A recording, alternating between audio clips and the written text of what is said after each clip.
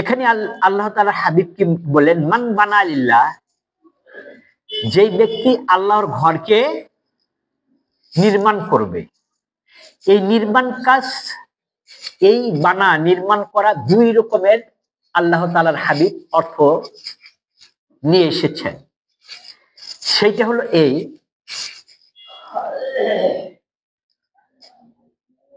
যে আমার ঘর আছে, আমার বাড়ি আছে, আমার বাড়ির ঘরের যতটুকু প্রয়োজন আছে সেই প্রয়োজনকে প্রাধান্য না দিয়ে মসজিদের কোনো সমস্যা হয়েছে, ওই নির্মাণ কাজের কোনো প্রবলেম হয়েছে, সেইটাতে কোনো জিনিসের প্রয়োজন আছে মসজিদে, সেই প্রয়োজনকে আমার ঘরের প্রয়োজনের চেয়ে যদি ওই ব্যক্তি বেশি প্রাধান্য দেয়, আল্লাহ তাআলা ওই ব্যক্তির জন্য জান্নাতের মধ্যে ঘর নির্মাণ করবেন। সুবহানাল্লাহ বললেন, মনে মনেও বলেছেন, কেউ কেউ প্রকাশ্যেও বলেছেন, কিন্তু আমার কথাটা কতটুকু গভীরতায় গিয়েছেন আমি এটা জানি না। কি বললাম? যেই ব্যক্তি নিজের বাড়িকে, নিজের ঘরকে, আমার একটা জিনিস পুনরায় রিপেয়ারিং করতে হবে, নির্মাণ করতে হবে, কিন্তু সেই নির্মাণের কাজ থেকে যদি মসজিদকে প্রাধান্য না দিয়ে আমি আমার বাসাকে, ঘরকে প্রাধান্য দিচ্ছি, এরপর সামান্য কিছু সহযোগিতা করতেছি, এই ব্যক্তির জন্য আল্লাহ তাআলা জান্নাতের মধ্যে ঘর নির্মাণ করবে।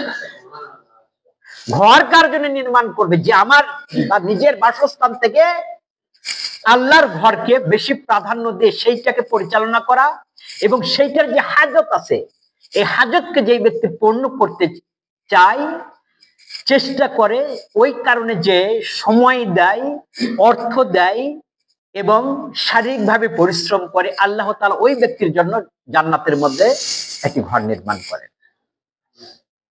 এক।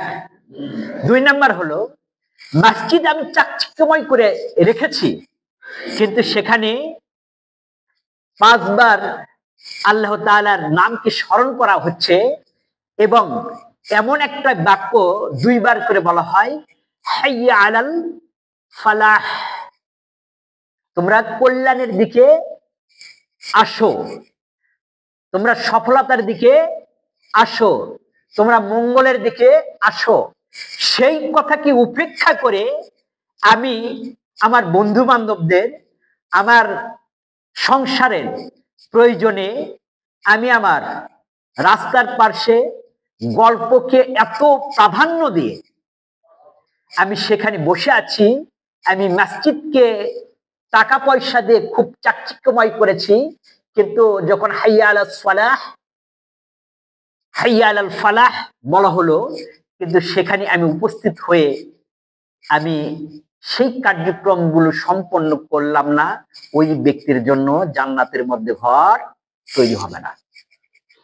এই মান বানা আলিল্লাহ, আল্লাহর জন্য যে তৈরি করবে মসজিদান, মসজিদ বানা আল্লাহু, আল্লাহ তৈরি করবেন বাইতান ফিল জান্নাহ, জান্নাতের মধ্যে মসজিদ ইয়া ঘর ওই ব্যক্তির জন্য, যেই ব্যক্তি যখন যেটা ডাক দিবে এই মসজিদ থেকে, সেই ডাকের সাড়া যদি না দেয়, তাহলে তার জন্য এরকম কোনো কার্যক্রম আল্লাহ তাআলা করবেন না।